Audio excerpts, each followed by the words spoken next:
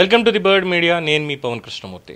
వైఎస్ఆర్సీపీ సమర్పించు వారాల అబ్బాయి సినిమాకి ఇవాళకి అయిపోయింది. Okay fine. ఎందుకు మాట అనాల్సి వస్తుందంటే మాము జగన్మోహన్ రెడ్డి గారు, అదే మాజీ ముఖ్యమంత్రి జగన్మోహన్ రెడ్డి గారు ప్రస్తుత పులివెందుల ఎమ్మెల్యే ప్రతి వారం ఒక కార్యక్రమం పెట్టుకోవడం, అంటే ఇది ప్రెస్ మీట్ అన్నటువంటి దాని మీద మాత్రమేనండి. 3 రోజుల పర్యటనల మీద కాదు. ఆ 3 రోజుల పర్యటనలో మన పులివెందులు అయింది, అంతకుముందు బంగారుపాళ్యం, చిత్తూరు ఇలాగ అయింది. అంతకుముందు బెట్టింగ్ పెట్టి గెలిచేస్తాం ఇంకేటుందని సర్వేల మీద వీటి మీద పెట్టి ఆత్మహత్య చేసుకున్నటువంటి కార్యకర్త, అతని విగ్రహావిష్కరణ అన్నటువంటి పేరుతో వెళ్ళి కారు కింద నలిపేసినటువంటి ఘటన, ఇవన్నీ చూసుకుంటే ఎవ్రీ వీక్ అనేది, ఒక వారం అనేది చాలా స్పష్టంగా కనిపిస్తుంది. అందుకే వారాల అబ్బాయి అన్నటువంటి టైటిల్ యాప్ట్ అవుతుందేమో వారికి అని గౌరవంగా పెట్టడం జరిగింది. అయితే చాలామంది అంటున్నది ఏంటంటే ఈ ఫ్రస్ట్రేషన్ కానీ ఇవాళ మాట్లాడినటువంటి మాటలు ఇవన్నీ కానీ ఎలా ఉన్నాయంటే, ఎందుకు అనవసరంగా ఆల్రెడీ ఒక పక్కన చూస్తూనే ఉన్న ఏం జరుగుతున్నాయో వాటి మీద ఏమైనా మాట్లాడతారంటే, అంటే ఇవాళ ఇచ్చినటువంటి దాంట్లో హైలైట్ ఏంటంటే closing ceremony, press meet closing ceremony అనేది చాలా హైలైట్ అనమాట. అంటే అప్పటికే చాలా విషయాలు రైతుల గురించి మాట్లాడారు, తర్వాత వీళ్ళు చేసేవన్నీ హామీలు అన్న దాని మీద మాట్లాడి వీళ్ళని బొక్కలు వేసేయాలన్నారు.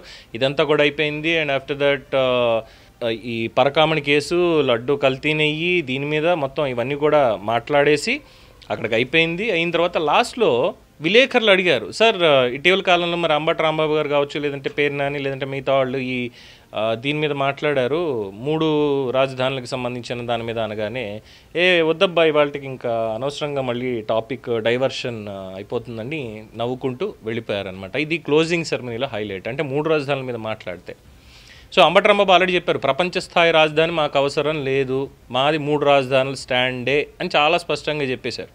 సో దాని మీద ఏమైనా మాట్లాడతారనుకుంటే అబ్బాబ్బే లేదు నేను దాని మీద మాట్లాడేది లేదంటూ బయటకు వచ్చేసారు. అలాగే ఇవాళ జ్ఞానగుళికలు $9 అంటే 72,000, అదొక అతిపెద్ద జ్ఞానగుళిక.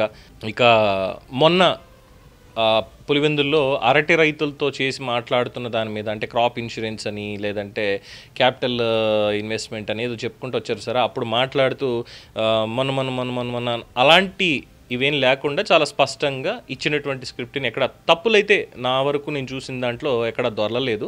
ఈ ఒక్కటే జ్ఞానగుళికి ఏంటంటే లెక్కలు నేర్చుకోవడం అనేది, $9 అంటే 72,000 అనేది మనం లెక్క పెట్టుకోవాలన్నమాట. సో ఇలా చెప్పుకుంటూ వెళ్ళారు. సో ఎందుకు ప్రతి వారం రావడం, ఏదో ఒక జ్ఞానగుళికి ఇవ్వడం, అంటే సోషల్ మీడియాలో వాళ్ళే సెటైర్లు వేస్తున్నారంటే, అబ్బా జగన్ అన్న ప్రెస్ మీట్ పెట్టాడు రా, ఇంకేముంది మీడియా వాళ్ళకి ఫుల్ స్టఫ్, ఈ వారానికి వాళ్ళకి బ్రేక్ఫాస్ట్, లంచ్, డిన్నర్ అన్నీ కూడా వచ్చేసాయి.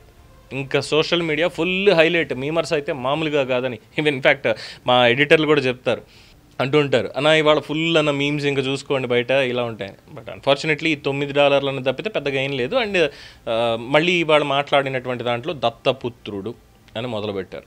వ్యక్తిగతంగా ఆయన ఏం విమర్శించకపోయినప్పటికీ కూడా మళ్ళీ వచ్చి ఒక జ్ఞానగుళిక, ఇంక ఇప్పటి నుంచి నా మీద ఫోకస్ ఉంటుంది అని చెప్పడానికి. ఇన్ఫ్యాక్ట్ దాని మీద కూడా చాలామంది స్పందించారు. ఏంటంటే, లేదు బీజేపీలో విలీనం చేసేస్తున్నారు ఇంకా పార్టీని, ఆ విలీనానికి సిద్ధపడిపోయిన తర్వాత ఇప్పుడు మళ్ళీ ఇలా మొదలుపెట్టారు, వెరీ సూన్ ఆ న్యూస్ కూడా వస్తుంది చూడండి రేపు జనవరి లోపలను అని చెప్పని అంటున్నారు. మరి ఎంతవరకు వాస్తవం అనేది మనకు తెలియదు, అది కేవలం ఒక వీక్షకుడు యొక్క అభిప్రాయం మాత్రంగానే మనం భావించాలి.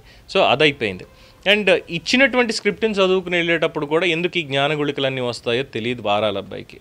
అలాగే అంటున్నారు, ప్రతి వారం ఒక ప్రెస్ మీట్ అనేది పరిపాటిగా మారిపోయింది. ఈ ప్రెస్ మీట్లు పెట్టేది ఇదంతా కూడా అదేదో అసెంబ్లీలోకి వెళ్ళి 11 మందితోటి మాట్లాడిస్తే వాళ్ళ నియోజకవర్గ సమావేశాలకి సంబంధించి, లేదంటే నియోజకవర్గ సమస్యల గురించి ఉంటుంది కదా, ఏం జరుగుతోంది ఏంటి అనేది.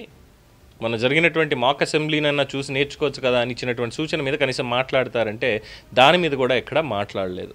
పైగా గాలి తిరుగుళ్ళు తిరుగుతున్నారు వీళ్ళు, దత్తపుత్రుడు, వీళ్ళన్నీ 420 వేషాలు వేస్తున్నారు, ఇవన్నీ కూడా ఆయన మాట్లాడుకుంటూ వచ్చేసారు.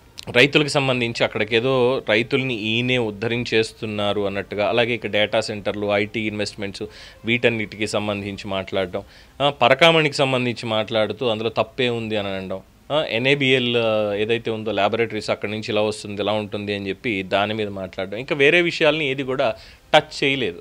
ఇంకా తెలంగాణకు సంబంధించి మంత్రులు వీళ్ళందరూ కూడా మాట్లాడుతున్నారు, పవన్ కళ్యాణ్ గారిని టార్గెట్ చేస్తున్నారు, దాని మీద ఏమైనా మాట్లాడతారా అంటే దాని మీద కూడా ఎక్కడ మాట్లాడినటువంటి సందర్భం ఇందులో ఎక్కడ కనిపించలేదు. సో ఓవరాల్గా మరి వారంగా అన్నట్టుగానే వచ్చి ఈ వారానికి సంబంధించినటువంటి స్టఫ్ కాస్తో కూస్తో ఇచ్చి వెళ్ళిపోయారు అనేటువంటిదే ఇక్కడ హైలైట్ అవుతోంది తప్ప కొత్తగా ఇందులో చెప్పాల్సింది చూడాల్సింది కూడా ఏం కనిపించట్లేదు అని చెప్పి చాలామంది వ్యాఖ్యానం.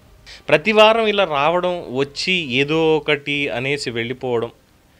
ఇంకా ఇప్పుడేంటంటే మాట్లాడేది పిన్నెల్లి సోదరులకు సంబంధించినటువంటి అంశం మీద వర్గపోరు అని, రెడ్ బుక్ రాజ్యాంగం అమలవుతోంది అని, పిన్నెల్లి రామకృష్ణారెడ్డి మీద కక్ష సాధింపు ధోరణి ఇంకా కొనసాగుతూనే ఉంది అనేది సుప్రీంకోర్టు వారు మన ఆశ్చర్యం వ్యక్తం చేస్తూ కేసు డైరీ వాళ్ళ దగ్గరికి ఎలా వెళ్ళిందయ్యా అన్న దాని మీద కూడా ఈయన తీసుకుని మాట్లాడుతున్నటువంటి పరిస్థితి.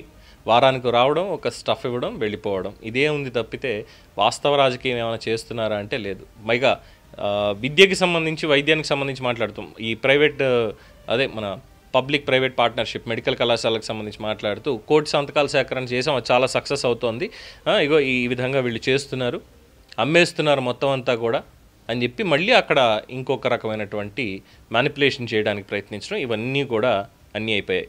డిఏలు పెండింగ్లో ఉండిపోయాయి, ఒకటే ఇచ్చారు, మిగతా వాయిదాల్లో ఇస్తారు.